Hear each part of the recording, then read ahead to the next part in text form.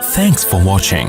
Don't forget to like, comment, share and subscribe to Mufti Tariq Masood, famous scholar. آپ کو معلوم ہے ایک بادشاہ نے رسول اللہ صلی اللہ علیہ وسلم کی خدمت میں ایک حکیم بھیجا، طبیب، کہ یہ عرب لوگ ہیں، یہ پڑھے لکھے نہیں ہیں تو ان کو طبیب کی ضرورت بھی پڑے گی، تو میں کوئی ڈاکٹر بھیج، اس زمانے کا ڈاکٹر جس کو حکیم کہتے تھے. تو وہ حکیم جب آیا تو وہ سارا دن بیٹھ کے مکھیاں مارتا رہتا تھا، کوئی مریض ہی نہیں آتا تھا اس کے پاس. تو بڑا پریشان ہوا، پتہ یہ چلا کہ جی یہ لوگ بیماری نہیں ہوتے، بہت کم بیماری کا ریشو ہے ان لوگوں میں. اور وجہ کیا تھی کہ کم کھاتے ہیں، جب تک بھوک نہ لگے کھاتے نہیں ہیں. تو اب آپ مجھے ایک بات بتائیں کہ صحابہ کرام کا تو یہ حال تھا کہ ایک حکیم آیا ہے غیر مسلم کنٹری سے، وہ دیکھ رہا ہے کہ یہاں کوئی بیماری نہیں ہو رہا، لیکن جب ہمارے ہاں کوئی غیر مسلم کنٹری سے ڈاکٹر اور حکیم آئے تو اسے پتہ چلتا ہے کہ یہاں دوسرا آدمی بیمار ہے. تو صحابہ کے زندگی کے زیادہ قریب ہم لوگ ہیں اس معاملے میں، ہر چیز میں نہیں کہہ رہا میں، صحت کے معاملے میں ہم لوگ ہیں یا گورے صحابہ کی زندگی کے زیادہ قریب ہیں؟ یقیناً اس معاملے صحت کے حوالے سے وہ لوگ صحابہ کی زندگی کے زیادہ قریب ہیں. رسول اللہ صلی اللہ علیہ وسلم نے ارشاد فرمایا کہ خیر القرون قرنی ثم الذین یلونہم ثم الذین یلونہم، سب سے بہتر میرا زمانہ، پھر میرے بعد والا، پھر اس کے بعد والا. اور پھر آپ نے فرمایا اس کے بعد جو زمانہ آئے گا اس میں جھوٹ بھی پھیل جائے گا، اور آپ صلی اللہ علیہ وسلم نے فرمایا اور ان لوگوں میں موٹاپا پھیل جائے گا. اب آپ اندازہ لگاؤ، آج یعنی موٹاپے کو نبی صلی اللہ علیہ وسلم نے ایک برائی کے طور پر بیان کیا.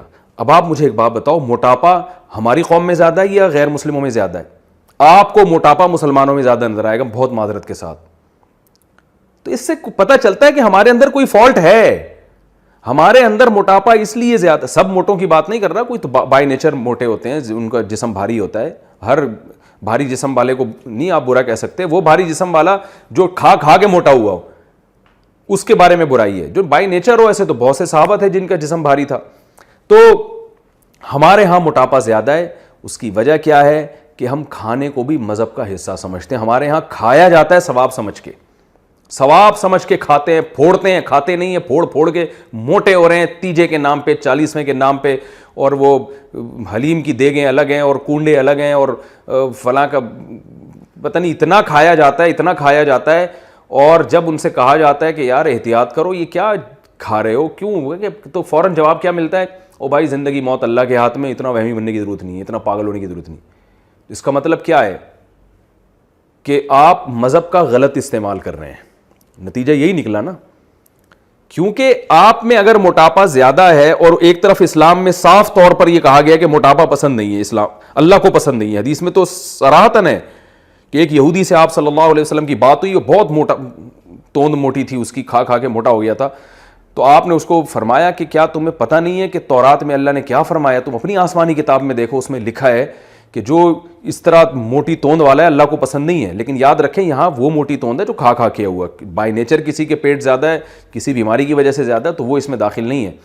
تو موٹی توند والے کو ناپسند کیا گیا ہے جو کھا کھا کے موٹا ہو گیا. تو آپ بتائیں یہ جو ہمارے ہاں زیادہ تر موٹے، سب کی بات نہیں کر رہا، یہ کیا بائی نیچر ہے؟ ان کی ماؤں نے کیا ان کو ایسے جنا تھا؟ تو اس سے صاف پتہ چلتا ہے بھائی ہمارے معاشرے میں کچھ فالٹ ہے، کچھ دینی لوگوں میں بھی کوئی فالٹ ہے. وہ فالٹ یہی ہے، یعنی ایسا فالٹ ہے جس کی وجہ سے ہماری زندگی صحابہ کی زندگی قریب نہیں ہے. وہ فالٹ یہ ہے کہ مذہب کے بارے میں کچھ چیزوں میں ہم کنفیوژن کا شکار ہیں، اور کچھ چیزوں میں ہم مس گائیڈ ہو رہے ہیں، اور کچھ چیزوں کو ہم غلط طریقے سے ڈیفائن کر رہے ہیں. تو میں جلدی سے اپنی اس بات کو سمیٹ کے ختم کروں کہ توکل کا جو ہمارے یہاں مفہوم ہے، تو دیکھیں معجزے بھی ظاہر ہوئے غزوہ خندق میں. حضرت ابو ہریرہ رضی اللہ تعالی عنہ دودھ کا پیالہ لے کر آئے ہیں، اور نبی صلی اللہ علیہ وسلم کو جو ہے آپ نے پیش کیا. تو آپ صلی اللہ علیہ وسلم نے حضرت ابو ہریرہ سے فرمایا کہ پہلے ادھر سے شروع کرو. حضرت ابو ہریرہ فرماتے ہیں میں پریشان تھا، ایک دودھ کا پیالہ ہے، کتنے لوگ پی لیں گے اس کو، اور میری باری بھی آخر میں آئے گی. لیکن وہ ایک دودھ کا پیالہ درجنوں لوگوں کو کافی ہو گیا. یہ معجزہ ہے. تو یہ معجزے، یہ اللہ کی مدد آئی ہے. لیکن یہ جب آتی ہے اللہ کی مدد کہ آپ نے اپنا کام پورا کر دیا ہو. اللہ کہتے ہیں تمہاری جو ذمہ داری تھی تم نے تو ایڑی چوٹی کا زور لگا دیا اسباب اختیار کرنے میں، اب میری طاقت اور قدرت شروع ہوتی ہے، اب جو تم نہیں کر سکتے وہ میں کروں گا. Thanks for watching. Don't forget to like, comment, share and subscribe to